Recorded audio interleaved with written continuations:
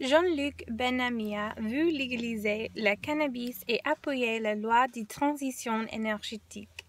Il aimerait aussi l'égalité de revenus avec une sécurité professionnelle. Il s'intéressait aussi à la réforme institutionnelle. Il veut faire un budget européen unique.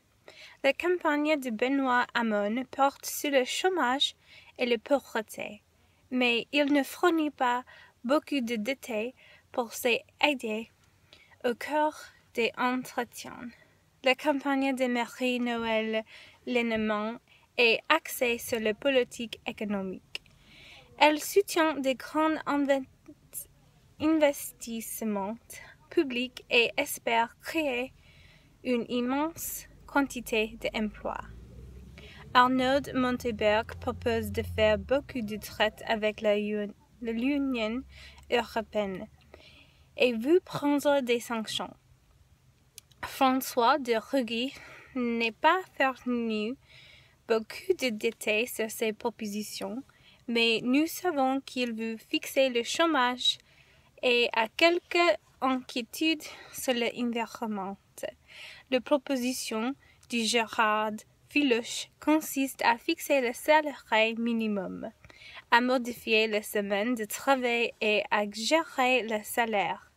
Cette campagne est centrée sur l'emploi. Fabien Veridey veut faire participer la classe moyenne aux institutions en réserve la moitié du cabinet à la classe moyenne. On pourrait décrire Jean-Luc Mélenchon comme le chef d'un anti-establishment de la France, qui pourrait être le seul à aller contre le Hollande dans l'élection. Mélenchon est inspiré par les États-Unis et Bernie Sanders.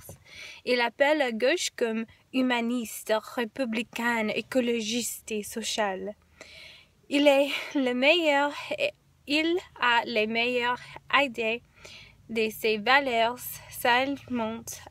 s'alignent avec la gauche pour cette élection. Il a plus de soutien que Hollande en ce moment parce que les Français ne veulent pas Hollande. Il est également le seul candidat à discuter d'être écologique. Sa campagne se concentre sur l'environnement et une nouvelle économie. La campagne politique de Hollande est difficile en ce moment. Il est très peu probable qu'il réussisse à cause des commentaires qu'il a faits qu'il n'aurait pas dû dire. Il a partagé des opinions personnelles et également exprimé qu'il y a trop d'immigration. Il est très impopulaire. Ils peuvent avoir besoin de la remplacer par Val. Si Val va à la candidature, ce sera aussi beaucoup de travail. Il essaie d'obtenir des votes et intimidant les jeunes avec l'idée qu'il le droite va gagner.